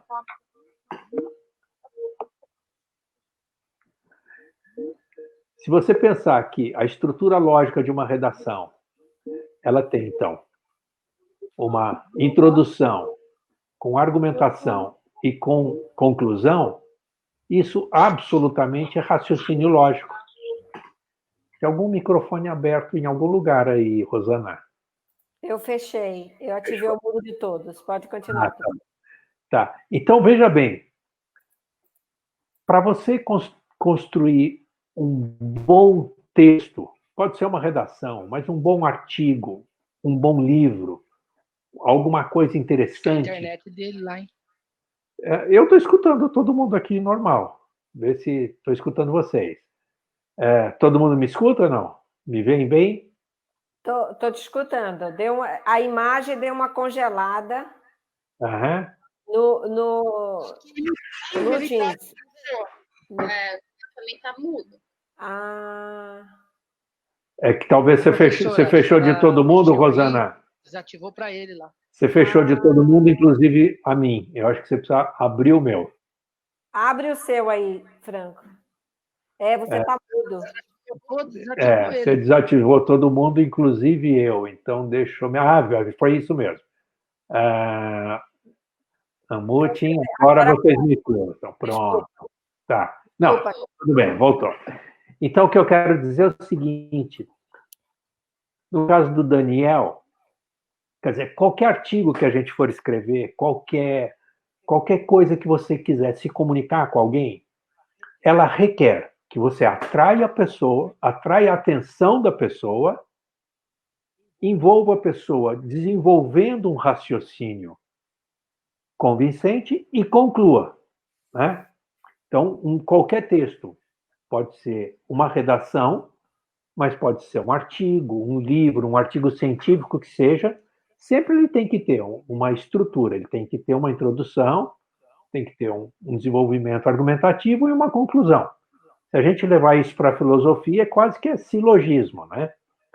Então, veja bem, alguém que é muito bom de lógica, alguém que é muito bom de raciocínio lógico, que é matemática, começa a ser treinado isso, e como ele se comunica bem, ele tem essa facilidade de se comunicar com pessoas, o Daniel as redações dele viraram nota 100, nota 10, as redações dele viraram excelentes, né? Então, ele combinou, digamos, a inteligência lógico-matemática dele com a capacidade de se comunicar, de entender, de interagir com o outro, e ele desenvolveu uma outra habilidade com excelência, que foi a habilidade da escrita. E daí eu mostrei para ele que ele, profissionalmente, ele não podia ser só engenheiro. Ele podia ser advogado, ele poderia ser um juiz, ele poderia ser um promotor público, ele poderia ser um bom jornalista. E olha como abriu o leque dele. Muito além da matemática, né? Mas pela combinação. Tá? Então, a gente começa a tocar aí um ponto que a Dani perguntou, né? A diferença do inteligente e do genial. Né? E a gente vai ver, ou pelo menos no meu ponto de vista, Dani, a genialidade, né? É quando a gente começa a ter combinações mais raras, né? Elas se destacam muito. Então, quando a gente pega, eu acho que o caso do Daniel mesmo é uma dessas combinações, não tão comuns, e daí elas se sobressaem muito, a gente percebe com muita facilidade que a gente está diante de alguém que parece um gênio. Né? É claro que... Quer fazer uma pergunta? Acho que tem um aluno querendo falar. Vicente? Opa, vamos, seria ótimo. Ô, professor, nesse caso aí que o senhor falou, boa noite, é o Vicente. Você tá bom? Nesse caso aí que o senhor falou, o Daniel, então, ele podia usar essas 9 inteligências aí, porque ele poderia juntar essas 9 inteligências e usar elas de uma forma separada, né? Olha que legal, Vicente. E eu já sei que você é o José Vicente da Silva, né? Não é legal? Olha, aqui a tecnologia permite que a gente faça, né? Boa noite, Vicente. Prazer receber tua pergunta. Sim, veja bem, todos nós temos essas 9 inteligências, né? Mas talvez o Daniel, usando a racionalidade, por exemplo, será que ele, para fazer escolha de cores e combinação de cores, será que só o raciocínio lógico, daria um destaque a ele tão grande? Talvez não. Tem sentido, Vicente, que eu estou argumentando aqui para você? Você consegue... Isso, consigo. Né? Fala, olha, talvez não. Você pegar, por exemplo, talvez um Van Gogh, né? Ele seja muito mais sensível à percepção da matriz de cores, né? E a escolha de formas, ou como estilizar figuras, né? E conseguir expressar sentimento, né? Porque, essencialmente, você vai ver que quando a gente colocou a inteligência como a capacidade de atingir resultados, reagir como mudanças, mas em tudo a gente vai ver que a gente cai muito nas relações entre as pessoas. Tá? Um bom vendedor, se ele for bom vendedor, a habilidade de se conectar às pessoas e conseguir desenvolver um raciocínio lógico e levar, digamos, o seu cliente à tomada de decisão, requer inteligência, né? Então a gente vai articular a inteligência lógico-matemática, há campos que ela se torna muito óbvia, mas para mim o caso do Daniel, quando eu falo ele usa o lógico-matemática, o raciocínio lógico na redação, é um caso que eu acho de uma certa genialidade. Então, ele consegue, talvez ele fosse muito menos, digamos, um Jorge Amado e fosse muito mais um bom jornalista, capaz de, talvez, como chama o autor do 21, daí do século XXI, do 21 tendências do século XXI, quem me ajuda aqui? Século XXI, né? No Harari. Harari, né? Talvez o Harari, por exemplo, ele usa o raciocínio lógico, tá? Com uma certa criatividade, ou talvez até uma certa capacidade. No caso do Harari, quando ele conta da vida dele, ele faz parte de 2 minorias. Ele faz parte de uma minoria que ele é judeu, ele faz parte de uma outra minoria que ele é homossexual. Então, ele digamos, aquilo que era, a princípio, uma adversidade, ele ser parte de 2 minorias e ser discriminado em 2 minorias, deu a ele uma maior resiliência, uma maior capacidade de tratar dificuldades, ou de tentar se destacar quando você é discriminado contra. Tá? Então, isso fez dele mais resiliente e fez dele, o que é uma inteligência, né? E fez dele também, o exercício de pertencer a 2 minorias, fez com que ele tivesse que ser mais criativo, para criar mais rapidamente alternativas, porque ele encontrava muito mais frequentemente barreiras na vida dele. Então, ele passou a ser muito mais demandado em criatividade. Então, ele juntou raciocínio lógico com criatividade, e isso virou para ele uma capacidade de se conectar, escrever para o mundo, escrever para as pessoas, né? E se tornar aí um best-seller, porque ele consegue entender e expressar isso bem de uma forma mais racional e talvez menos artística, tá? Talvez, por exemplo, se a gente pega um outro escritor, está falando Jorge Amado, né? Ele pega muito mais o sentimento, a percepção emocional do que a percepção racional. Te respondi, Vicente? Respondeu sim, professor. O senhor é um gênio, hein? Não sou, não. O senhor falando, a gente vai captando tudo. Muito bom, viu, professor? Muito obrigado, eu entendi. Sim. Tá bom, obrigado pela sua... Obrigado, viu, Vicente? O Einstein dizia que a inteligência não está nas respostas, a inteligência está nas perguntas. Então, uma pergunta como a sua ajuda muito a gente. Obrigado, viu? Tá bom? Eu que agradeço. Muito obrigado. Tá. Então, seguindo aí, gente, então, a gente pegou essas 9 inteligências, entendemos essas novas inteligências, e as perguntas aqui nos ajudam a esclarecer mais. Agora, deixa eu adicionar mais 2 pitadas aí.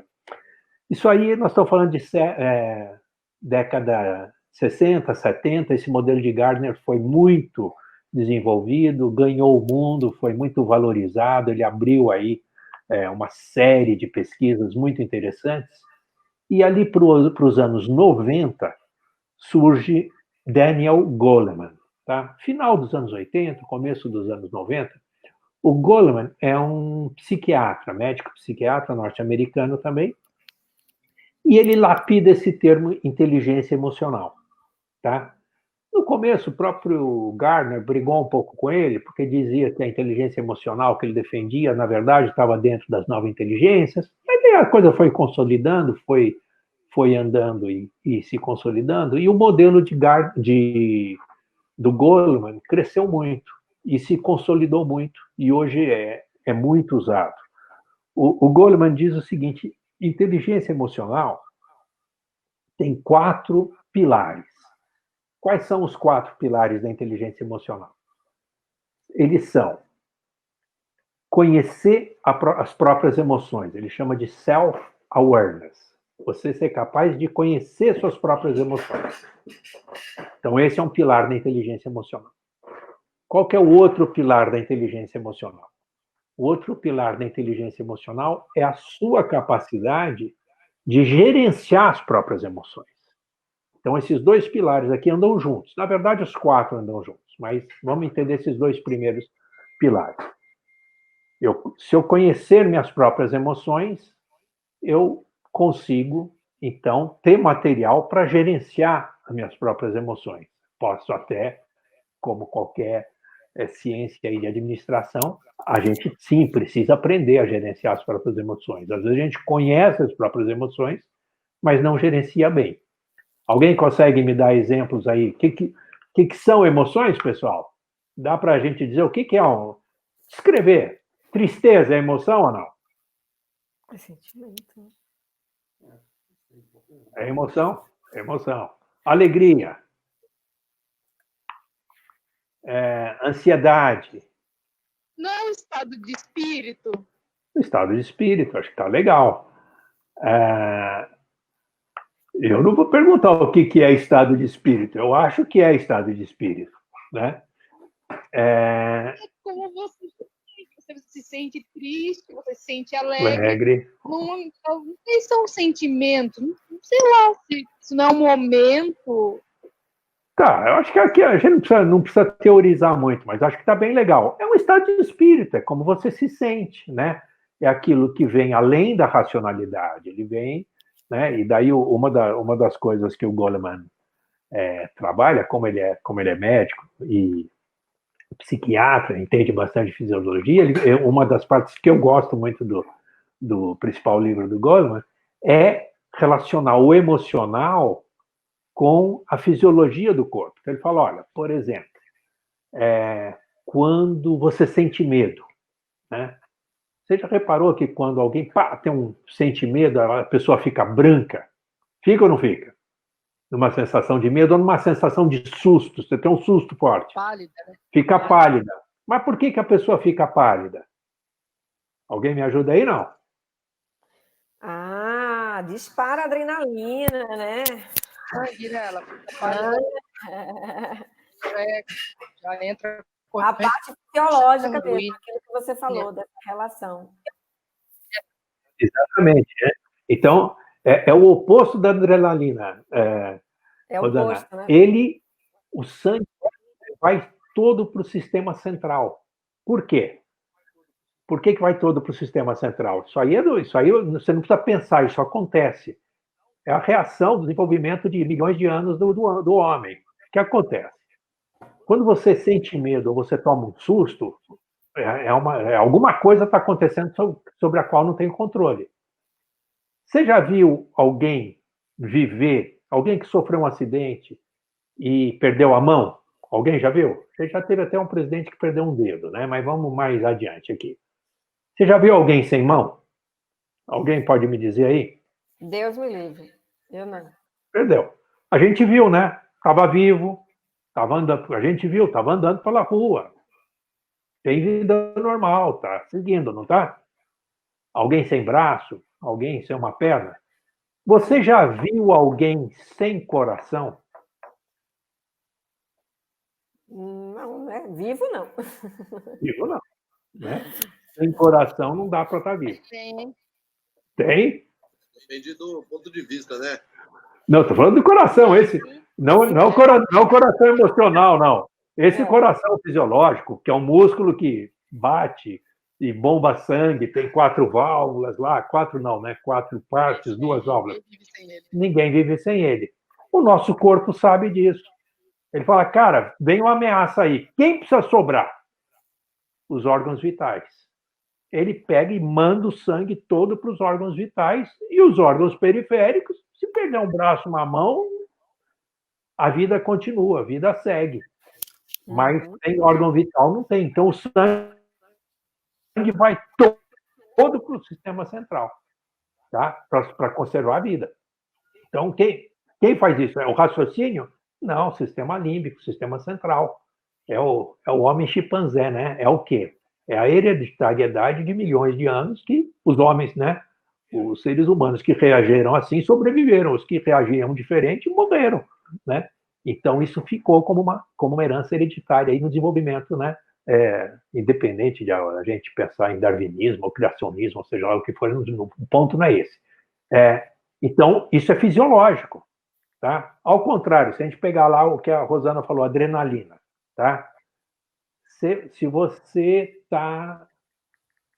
entra num embate, começa a discutir com alguém, começa a ficar nervoso, o que teu corpo tá? Como que ele reage? Qual que é a fisiologia do corpo?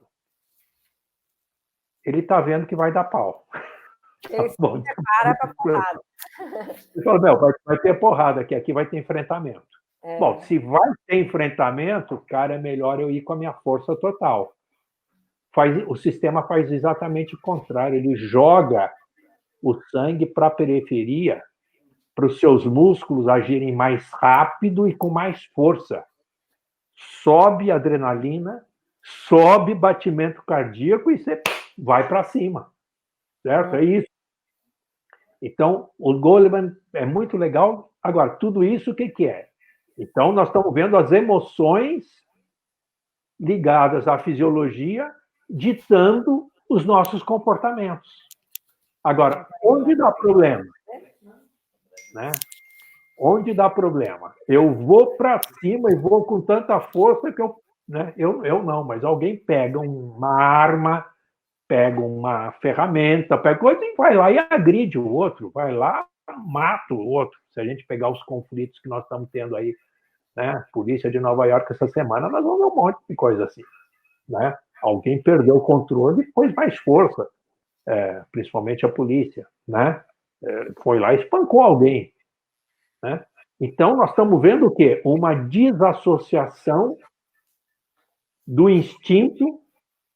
Então, o sistema adrenalina, que o sistema límbico falou, vai para cima, que aconteceu com o sistema racional, que é o córtex parafrontal? O sistema racional é muito mais lento, ele não trabalha por instinto, ele trabalha por lógica. Para você tomar a decisão, ele pensa, vai dar certo, não vai dar certo, vai ter consequência, vou ser preso, não vou ser preso. E daí ele está pensando aqui, ver se vai. O sistema límbico foi lá, matou o outro e já foi. Tá? O que acontece? Quando chega o sistema racional aqui, a Inês é morta. O crime já aconteceu. A porrada já aconteceu. E daí, a hora que a tomada de consciência acontece, a razão chega, o cara fala, pô, o que eu fiz? Se arrepende. Só que já fez. Né? Tem sentido isso, pessoal? Deu para ver a cena? Com certeza. Tá? Então, é exatamente isso que a gente está falando de inteligência emocional. A gente tem as emoções acontecendo, a fisiologia associada aí à percepção das emoções, as reações, e daí nós temos o sistema do gerenciamento das emoções.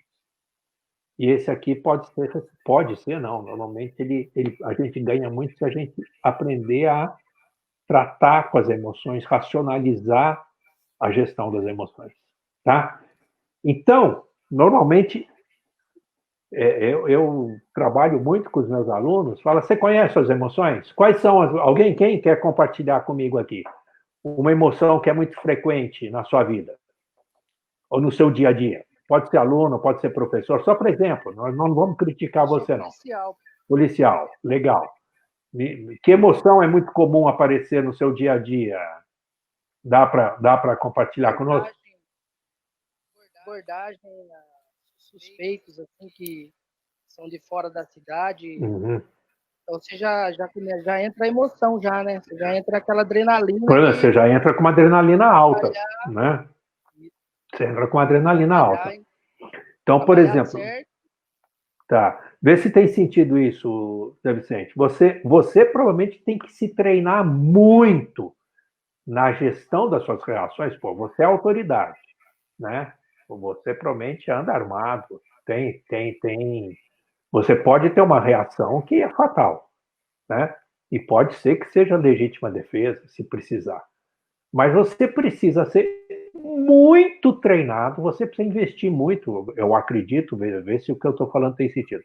Você precisa investir muito no gerenciamento, imagino que a polícia deva ter treinamento para isso, no gerenciamento das emoções, para te distinguir, ser capaz de distinguir o risco de cada uma dessas situações. Tem sentido, Vicente? Total. Tá? Tem que ter uma distinção total, você tem que se conhecer muito bem, como o senhor falou aí, né? Tem que se conhecer muito bem, se gerenciar muito bem, porque senão você não dura muito. Acaba fazendo bobagem. Você vai fazer, né, coisa errada.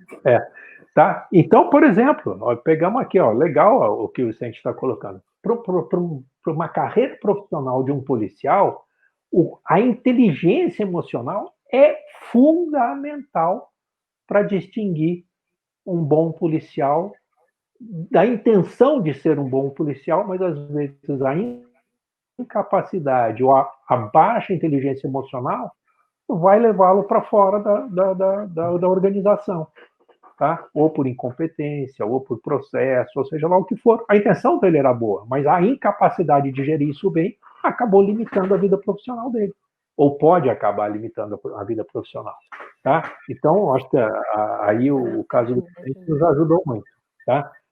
Vamos pegar eu falei que a inteligência emocional tinha 4 pilares. E, como eu te falei, Rosana, eu tenho um problema que eu falo muito, né? Eu estou percebendo que a gente já está numa hora e tanto aqui de live, você vê se eu fecho o assunto nessas outras 2 inteligências ou não. Tá bom? Você me diz aí a hora de eu parar de falar, tá bom? Às 8h50 seria o intervalo, mas a gente não vai fazer intervalo, né? Então... Bom, você vê aí, eu deixo o controle na sua mão. Das 4 inteligências, as outras 2, na verdade, dos 4 pilares da inteligência, os outros 2 pilares são conhecer ou a facilidade de conhecer o emocional do outro, tá? A percepção emocional, tá? A gente chama isso de social awareness, né? O quanto eu consigo perceber o que o outro está sentindo, tá? E, por final, a gente chama de gestão emocional de relacionamentos, tá? Ou gestão emocional social, tá? Deixa eu começar pelo fim. O gestão emocional social, por exemplo, eu vou dar um exemplo de uma pessoa que eu conheço bem. A Rosana, a professora Rosana, ela faz isso muito bem. Ela faz gestão emocional social bem. Ela é uma pessoa que facilita os relacionamentos dentro do grupo que ela está. Depois vocês me confirmam aí, professora Daniela, professora Andressa, se isso é verdade. Mas ela tem uma facilidade, ela tem uma inteligência de relacional alta, e embora ela, eu vou falar embora, hein, embora ela seja lógico, matemática, engenheira, ela junta essas duas coisas, é um caso parecido com o Daniel. Ela junta isso, mas em relacionamentos, tanto é que ela consegue, além de ser uma boa professora, ser uma boa coordenadora, porque ela consegue juntar essas duas habilidades emocionais bem. Então, ela consegue entrar num sistema qualquer e ser uma ajudadora de quem está no meio dela, seja aluno, seja seu professor, seja o que for. Ela se torna, ou essa pessoa que eu estou falando, se torna um facilitador dos relacionamentos de trabalho ou familiares. Alguém ia falar alguma coisa aí, eu cortei. Nossa, estou emocionada aqui. Ganhei minha sexta-feira. Não, mas ela é mesmo. Ela é uma facilitadora, ela é uma ponte. Eu falo como coordenadora, professora Daniele. Legal, Dani. Ela é na coordenação. Nós sabemos quando a Rosana está chegando, porque a gente ouve a risada dela lá do estacionamento. Ela é a ponte que nós temos na coordenação. E eu acredito que em sala de aula deva ser a mesma coisa. Eu ainda não consegui assistir uma aula da Coisa Linda, mas ela consegue trabalhar muito bem o emocional com o raciocínio lógico dela. Isso, tá? Então essa habilidade, né, é uma habilidade importante. Legal, Dani, obrigado por nos ajudar.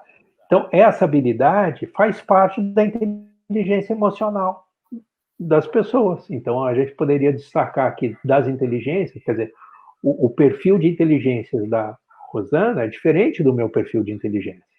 Porque ela faz bem, ela é uma grande facilitadora nas relações de relacionamentos, e aqui a gente contou, pelo que a Dani falou, ela faz isso bem no ambiente profissional.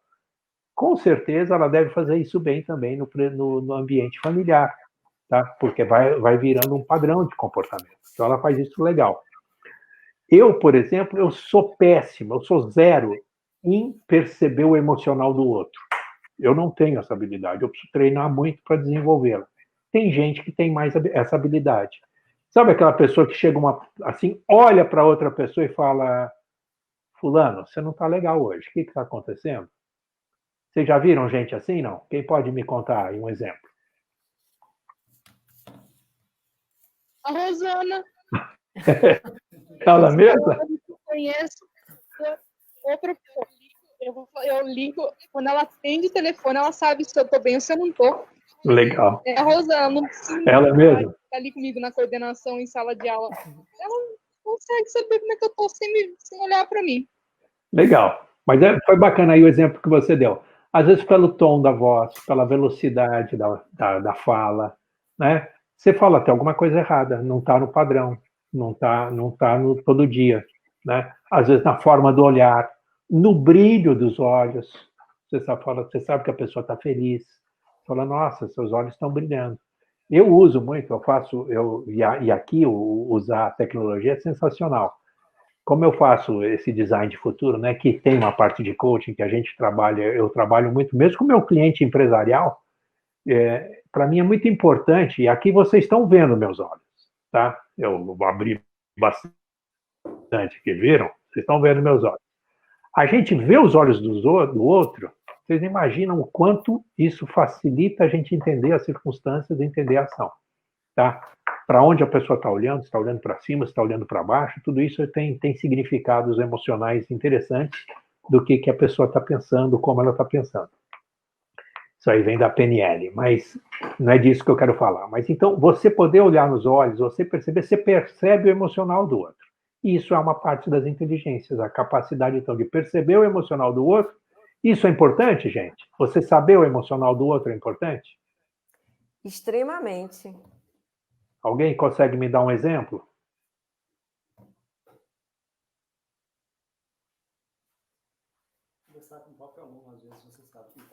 Por exemplo, quando você está em sala de aula, às vezes você percebe que tem um aluno que não está bem.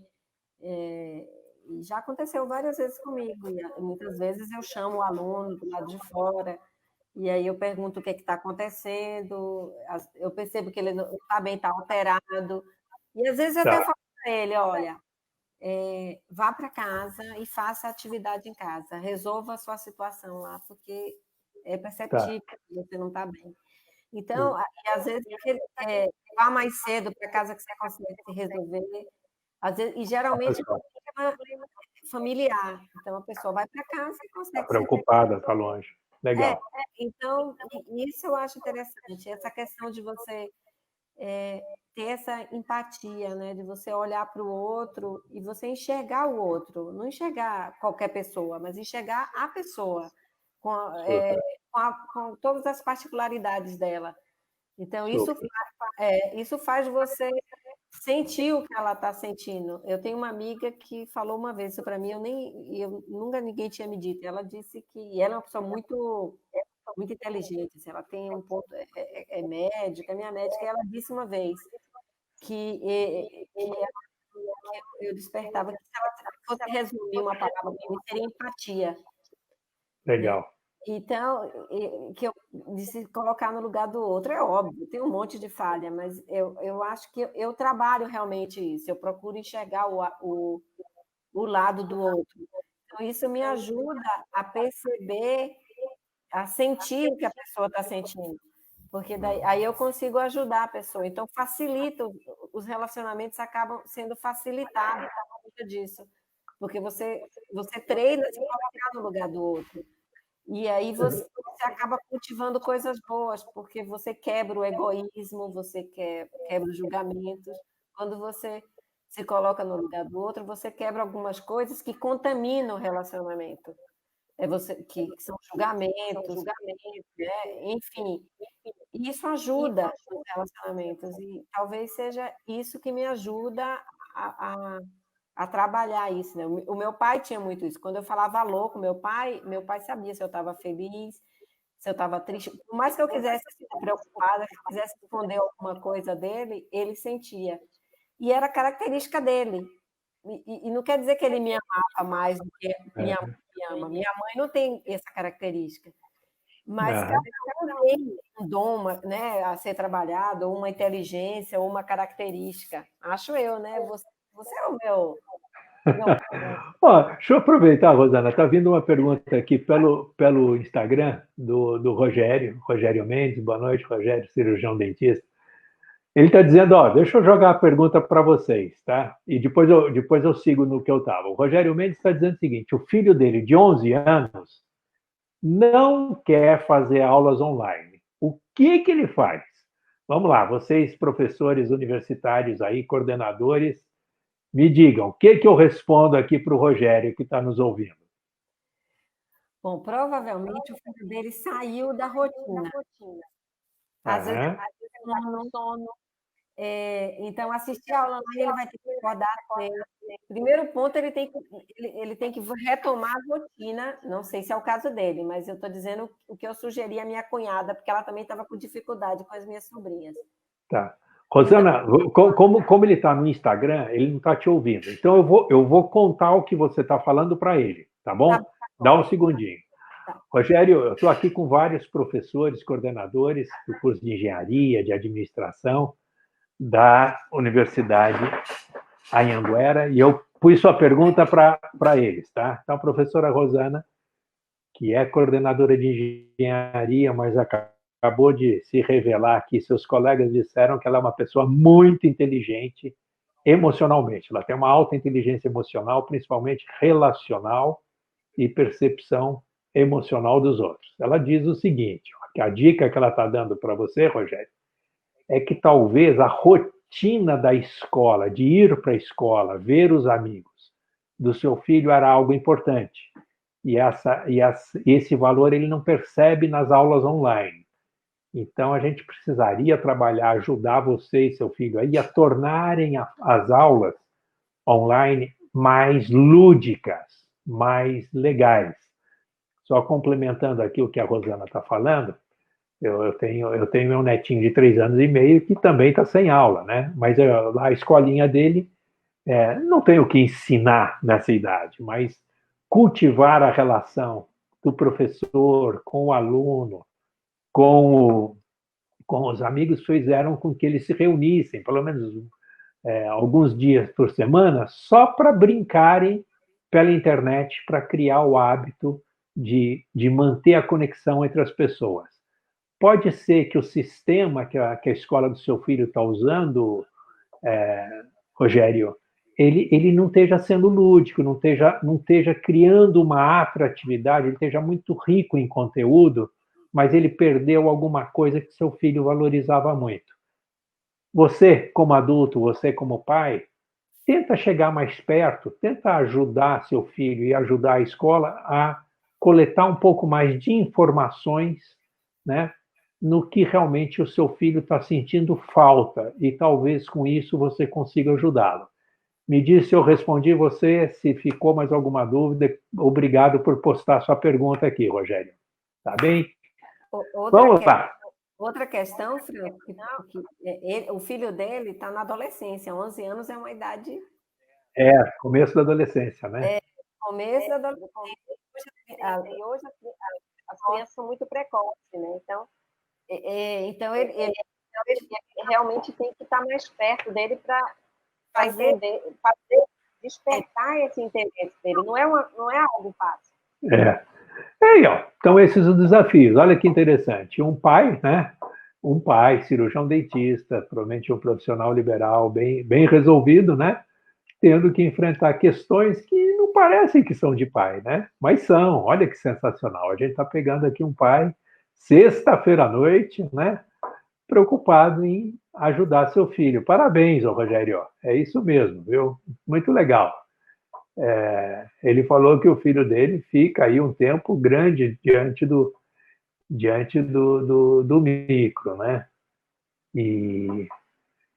Mas talvez só muito conteúdo, sem nada lúdico, né? Talvez seja a hora aí, isso aí, Rogério, de você reagir. A Rosana também comentou aqui, você não ouviu, mas que talvez justamente seu filho esteja numa mudança de fase, entrando na adolescência, né? E ao entrar na adolescência, muita coisa está mudando internamente nele, até fisiologicamente, né?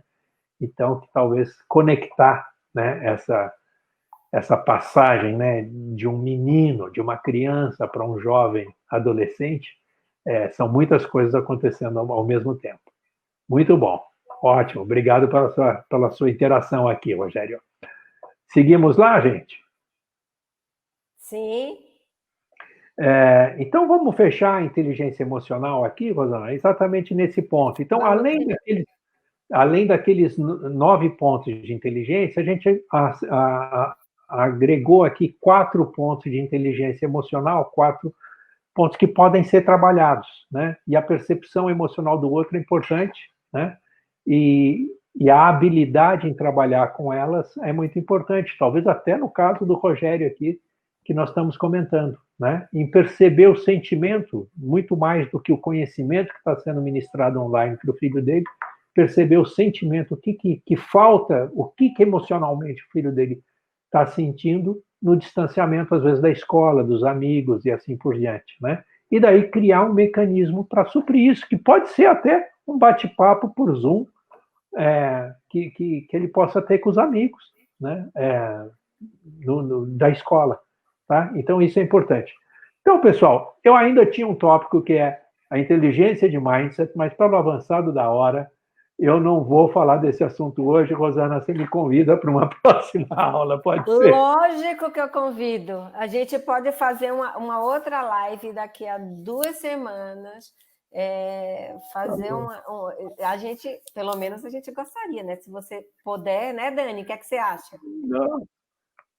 Ou a semana que vem, no final da semana.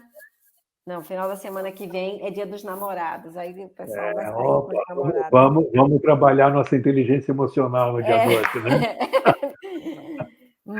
Mas eu falo com você, nossa, foi sensacional. A Dani até me mandou uma mensagem aqui, viu, Dani? Vou fofocar, tá? A Dani tá assim, impressionada com a sua fala, com a sua sabedoria. Tem umas amigas da irmã dela, os amigos que estão lá na irmã dela e na casa dela e pararam de confraternizar lá para assistir sua live. Olha que legal, né? Olha que coisa bacana. Como essas mudanças, né?